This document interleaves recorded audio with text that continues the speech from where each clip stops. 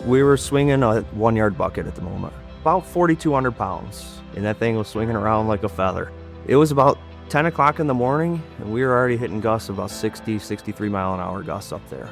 On our end, we argue and say, well, just one more. We were so close. He said, we got to cut this thing loose. It started to get a little dangerous, so we made a decision to cut it loose and deal with the ramifications from there. On a spring Friday afternoon, 8 stories up on the Henry Ford Health Destination Grand project in Detroit, a Barton Malow crew got a call they couldn't argue with. But what they did in the next 90 minutes became one of the most talked about days on the job site. This is Said Differently, a Barton Malow podcast.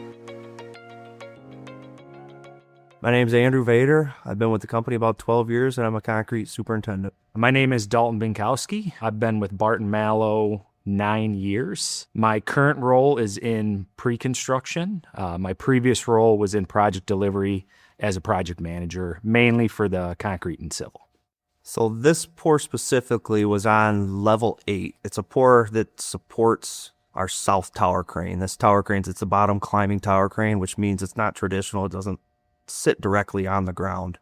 It climbs within the building. As the building grows, the tower crane climbs with it. In order for it to do that, the engineer requires specific concrete placements to support the structure of this crane. It's a pour that's done a couple days prior to that crane actually moving. This pour in particular was special. It was required for the bottom climber tower crane to be able to jump to continue with the main flow of work of the project, so steel erection going up. Our part in it was to jump out of sequence and pour a small area slab so that the collar can be installed around the core, and then the crane could jump up. It is a different concrete mix design. We needed to acquire a higher strength to make this work, so the crane could jump and keep schedule. If that pour didn't get finished, it would shut down the fluidity of the project. The structural steel couldn't keep going. It would trickle down from us down to the other trades that are downstairs relying on our building to keep going. So we started receiving radio calls from the crane operator saying, hey, it's getting gusty up here. We got to shut this thing down. It's getting bad. We're on the home stretch out of 33 yards of concrete. We had about 2 yards to go, so we're right there. But there's no arguing with them, not in a situation like that. It was one of those times, a unique situation, where you get backed into a corner and you don't have time to schedule a meeting to talk about it. You get the leadership and the team into a room and you discuss your options. So that's what we did. The first thing we thought of is, let's get the engineer and designers on the phone.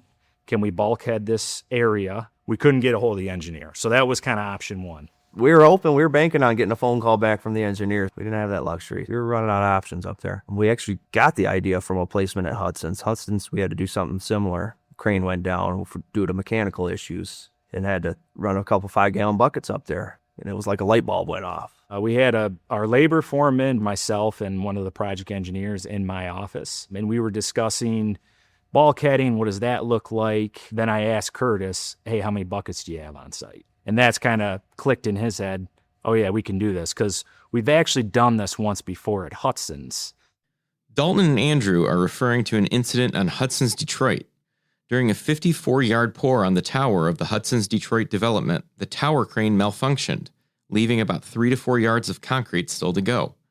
The remaining concrete was transported via buck hoist to level 47, and with all hands on deck, the team scooped up the concrete in 5-gallon buckets on level 47, handed the buckets 90 feet across the floor to a scaffold stair, and then passed the buckets another 44 feet up to the finished slab pour. So I called all the other trade superintendents. Anybody I could think of, the structural superintendent, the civil superintendent. Give me everybody you got. Meet us on level 5. There was already 75 people up there. Most of the guys that up there, most of the people that were up there had no idea why they were up there. They're up there waiting.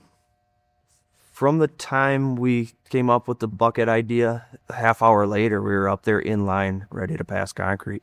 Seeing everybody rally together from multiple trades to get to one goal to make us successful was something that it's hard to put into words, right? The teamwork, the collaboration, the availability and support that came with it. And it really shows if you give people the opportunity to be part of something to help out, they will show up. Told them we're going to run 5-gallon buckets from level 5 up the stairs to level 8. And these are tall floors. It's a taller than average set of stairs. So we're going to run 5-gallon buckets. We're going to get everybody in a line about arm's length apart from here to the concrete upstairs. And we're standing in a circle. What do we do with these people? So we're spitballing ideas and nobody's actually talking yet. Because of the placement's location in the middle of the floor plate and its elevation, the team couldn't use a pump. The slick line wasn't fully installed either and wouldn't have worked given the current state of steel erection, since this placement was needed to jump the crane and keep steel work moving. The team weighed equipment options before making the call, but time was critical.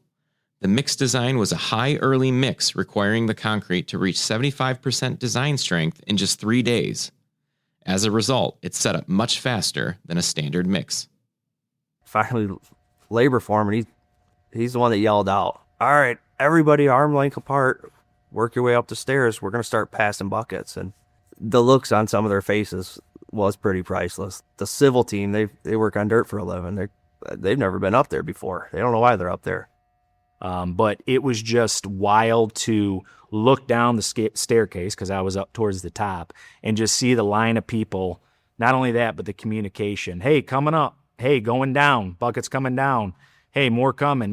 Just things of that nature. And seeing it put together was special. It didn't feel like your typical day at work, right? It had a little something more to it. Safety was aware of what we were doing.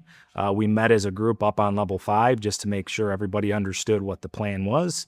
Everybody, PPE, hard hats, glasses. It was still very windy up there, so keeping control of empty buckets, making sure hand placement is good, and that we're communicating with the people as buckets are going up and buckets are going down. So we did have radio communication with people upstairs. So we were talking, give me 5 more buckets and we're done. They never did stop. So we didn't realize we were done. We were still passing full buckets upstairs until we started getting full buckets coming back our direction. So we had 75 people up there passing buckets. By the time it was all said and done, about 2 hours, we wrapped it up, we cleaned up, and we were walking down the stairs. Everybody's fist bumping and shaking hands and good jobs. And this allowed the project to keep going without a hiccup. My main takeaway was the willingness, the teamwork, the leadership that went in to make this successful. It really shows Barton Mallow's culture, our values, and it displays them in a way that you don't see every single day. This all happened at a quick pace within 2 hours. Everybody gathered, from foreman, superintendent, project managers, project engineers. Everybody was empowered to their opinion. We heard everybody's opinion. We gave confidence to whatever that idea was, if it had legs with it, and then that's how we settled on the Bucket Brigade. I'm grateful that I'm part of that team and was able to contribute and be a part of the team that made that successful. It was a special moment. They don't come around every single day, and I'm just really grateful that we have the team we do have and that it was successful. This is Said Differently, a Barton Mallow podcast. For more information, visit bartonmallow.com.